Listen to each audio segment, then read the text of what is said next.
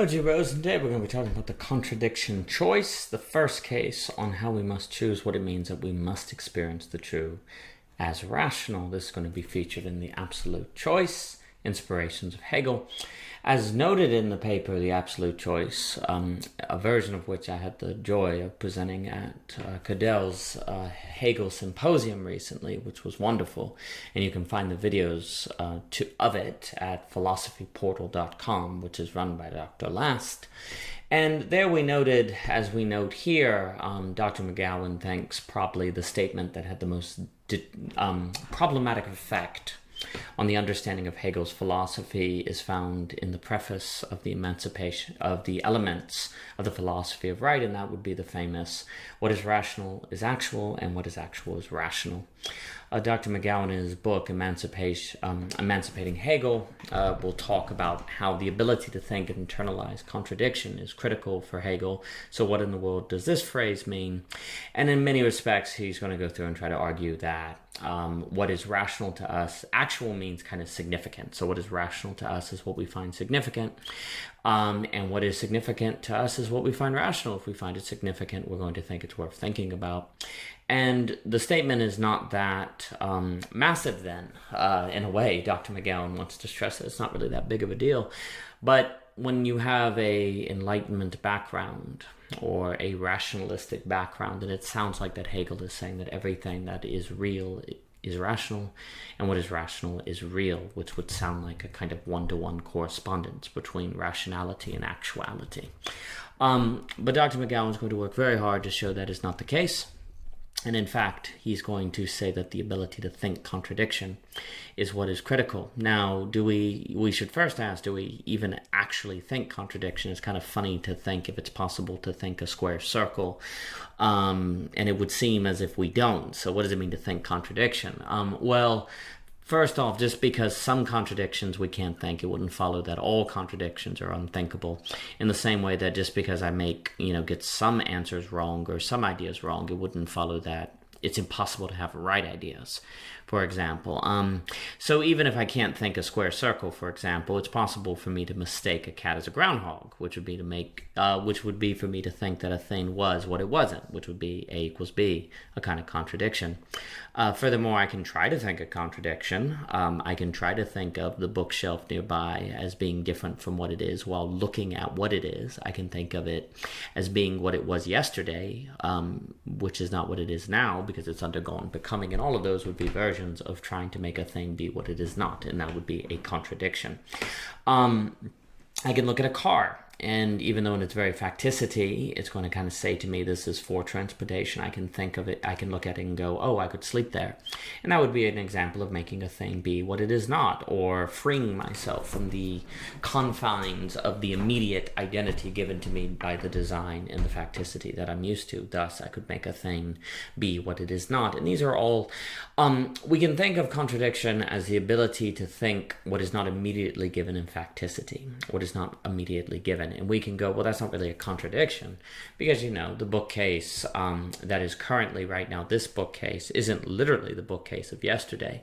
Well, sure, relative to itself, but I can make an idea match on to the bookcase through which I understand the bookcase that is not equal to the bookcase. And this point is elaborated on a lot in the paper on A is A by O.G. Rose, around which the first part of reconstructing A is A orbits. And also this whole thinking on contradiction is found as well in Hegel and the implications of pure thought about what is not there.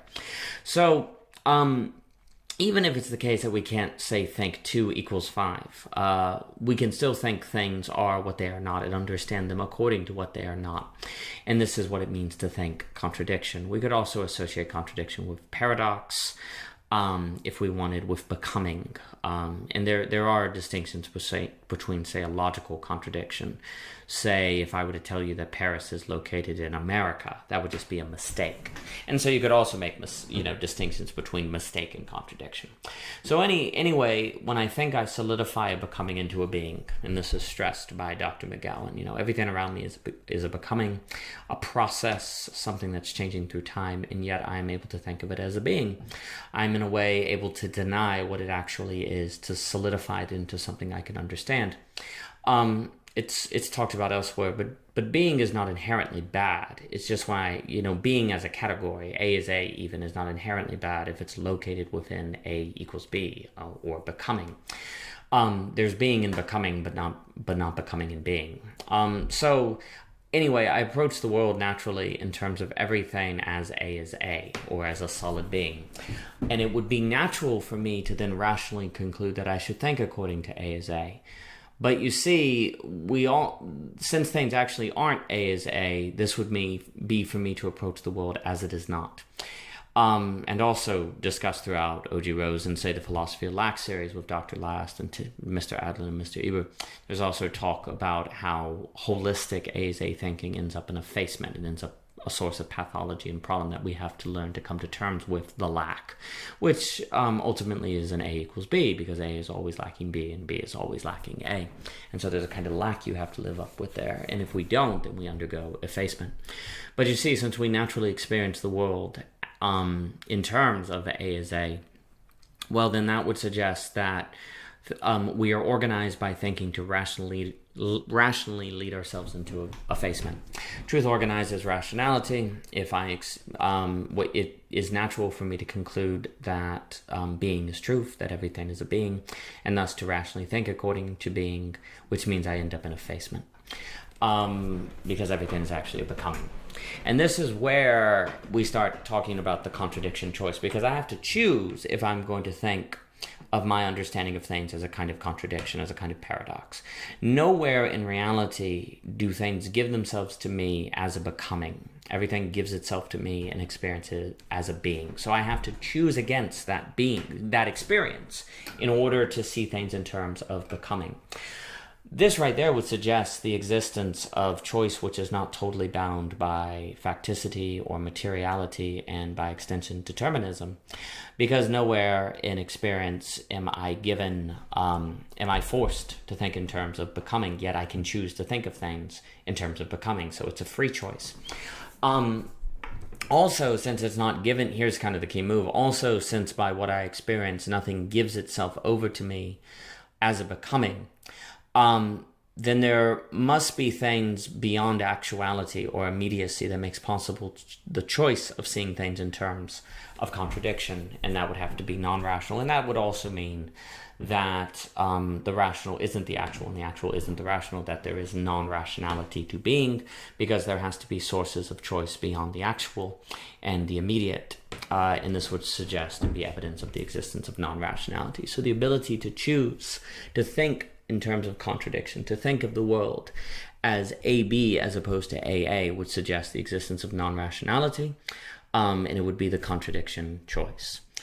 There is another form of this called the absolute choice, which will be discussed elsewhere in O.G. Rose, and I would associate that as the choice to move from self-consciousness to reason in Hegel, which is the choice to take otherness seriously. Now, since we can't experience contradiction, here's the other thing: we can think contradiction, but we can't experience contradiction because it wouldn't exist, it wouldn't be there. Nothing in experience hands itself over as a contradiction. We can only realize contradiction through thinking.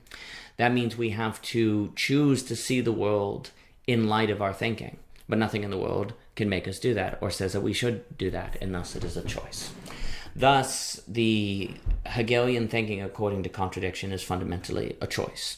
And it is a choice that is not given to us from actuality, but from something that is not in our immediacy.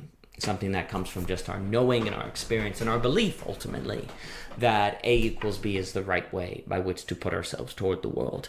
And thus that there's non-rationality. And thus that we also have some degree of freedom, that we have free choice, because nothing in materiality forces me to think the world in terms of contradiction. So that's generally the contradiction choice. The paper will get into more and also point toward the absolute choice and more ways by which Hegel unveils the need for a category of non-rationality. But for more by O.G. Rose, please see the website, YouTube, Instagram, Twitter, and so on. And thank you so much for your time.